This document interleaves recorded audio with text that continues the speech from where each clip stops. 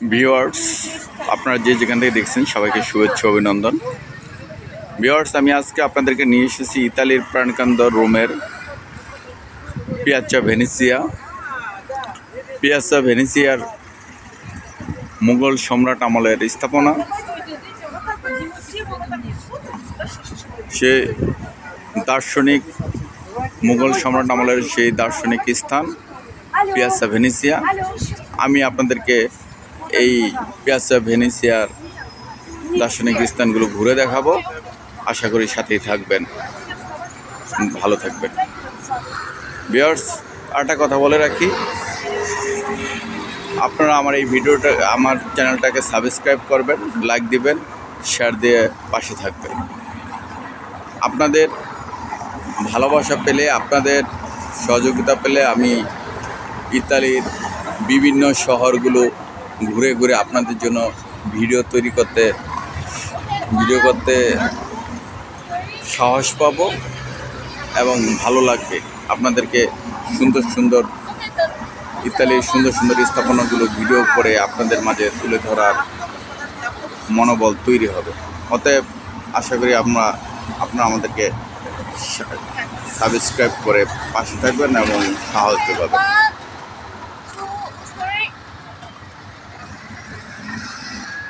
ইতালির পিয়াজ্জা ভেনিসিয়ার এই স্থাপনা মুঘল সম্রাট আমলের, রোমান সম্রাট আমলের। এখানে হাজার হাজার পর্যটক এখানে প্রতিদিন ভিড় করে। আপনারা দেখতেই পাচ্ছেন, হাজার হাজার পর্যটক, এখানে প্রচুর গাড়ি। এখানে বিভিন্ন দেশ থেকে, দূর দূরান্ত থেকে হাজার হাজার পর্যটক এখানে আসে।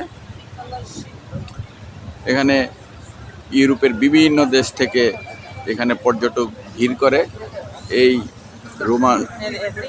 রোমান সম্রাট আমলের স্থাপনাগুলো দেখার জন্য। এদের একটি বিশেষ সাহিত্য ইতিহাস রয়েছে, অনেক ইতিহাস। সেই ইতিহাস এই স্থাপনাগুলো সেই রোমান সম্রাট আমলের ইতিহাসগুলোই মনে করিয়ে দেয়, তারা কীভাবে রাজত্ব করেছিল সেই ইতিহাসগুলি আসলে মনে করিয়ে দেয়। আর এই স্থাপনাগুলো দেখার জন্যই মানুষ লাইন ধরে ভিড় করে থাকে। আপনারা দেখতেই পাচ্ছেন কী পরিমাণ লোক সমাগম হয়েছে। অনেকে এটার ভিতরে যাচ্ছে এবং দেখছে।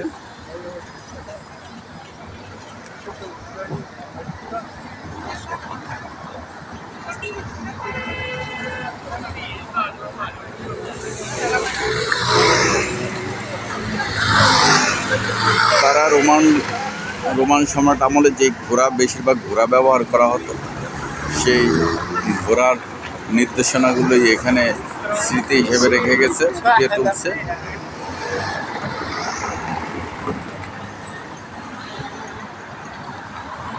রোমান সম্রাট আমলের নিপুণ শৈলী স্থাপনাগুলো আসলে এই কারুকার্যগুলো মনে করিয়ে দেয় রোমান সম্রাট আমলে তারা কতটা শৌখিন ছিল এবং তারা মানসিক দিক দিয়ে কতটাই উপরে ছিল। দেখেন কত সুন্দর কারুকার্য করে বিভিন্ন স্থাপনাগুলো তৈরি করেছে।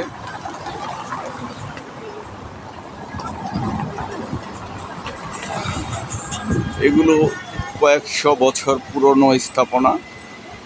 যখন রোমান সম্রাট এই ইতালির রোমে রাজত্ব করেছিল, সেই তাদের আমলের স্থাপনাগুলো। আর এই স্থাপনাগুলো এই ইতালির জন্য একটি অর্থকারী স্থাপনা হিসেবে তৈরি হয়েছে। এই স্থাপনাগুলো প্রতি বছর কোটি কোটি ইউরো ইনকাম করে দেয়। কারণ আপনারা জানেন, ইটালির অন্যতম আয়ের উৎস এই পর্যটন শিল্প। আর এই সব শৈলী স্থাপনাগুলোর জন্যই লাখ লাখ পর্যটক এখানে আসে এবং ইতালির মোটা অঙ্কের একটা ইনকাম তৈরি হয়। সিংহভাগ ইনকাম আসে ইতালির এই পর্যটন শিল্প থেকে। আপনারা এখানে লাইন দেখলে বুঝতে পারবেন যে কী পরিমাণ পর্যটক প্রতিদিন এখানে এসে ভিড় করে। শুধু এটাই স্থাপনা নয়, ইতালির আরও বহু রোমান সম্রাট আমলের স্থাপনা রয়েছে। আমি আপনাদেরকে এক এক করে ঘুরে ঘুরে সবগুলো স্থাপনাগুলো আপনাদেরকে দেখানোর চেষ্টা করব।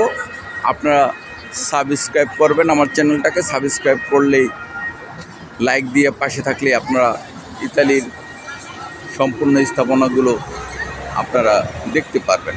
আমি এক এক করে আপনাদের মাঝে সবগুলো রোমান সম্রাট আমলের সবগুলো স্থাপনাগুলো আপনাদের মাঝে তুলে ধরব, আপনারা দেখতে পারবেন।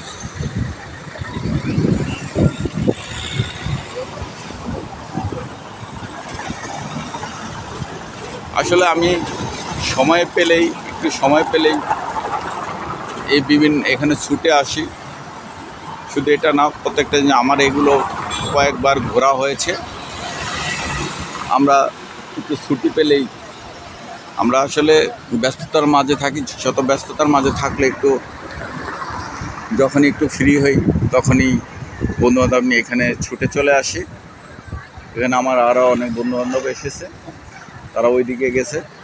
তো আপনারা যেখান থেকে দেখছেন, সবাইকে সবার মাঝে তুলে ধরার জন্য আসলে এই ভিডিওগুলো করা।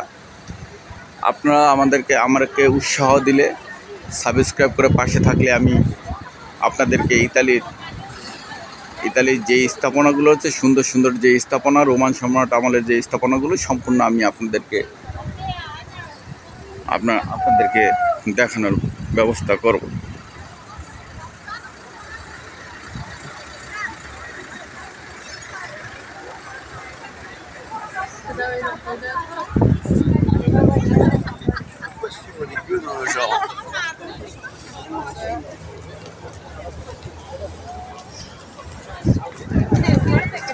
এখানে সবাই লাইন ধরে ঢুকছে।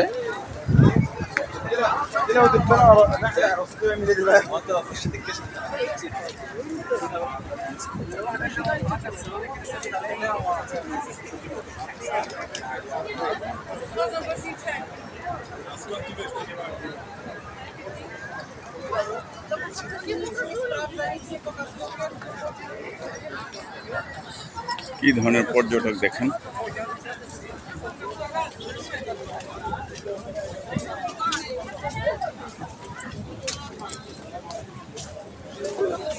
Subendo la scalera.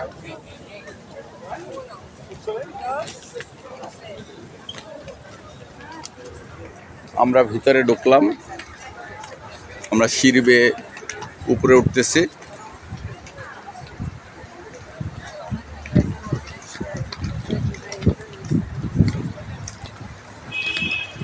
আসলে এখানে আসলে মন ভরে যায়। আমি আস্তে আস্তে সিঁড়ি বেয়ে উপরে উঠতেছি, এটার ভিতরে যাব, আমি আপনাদেরকে দেখানোর চেষ্টা করব।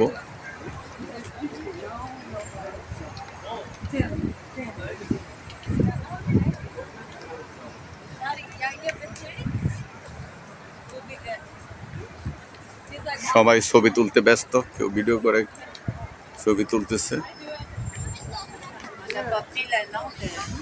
আমি উঠতে উঠতে মাছ পয়েন্টে চলে এসেছি।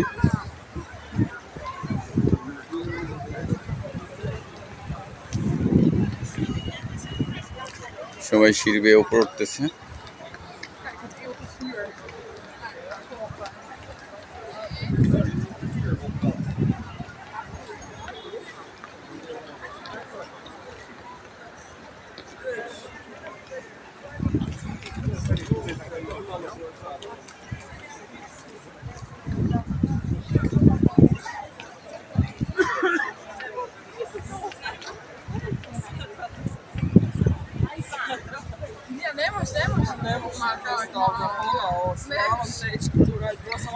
এখানে বিশাল বড় ঘোড়া রয়েছে।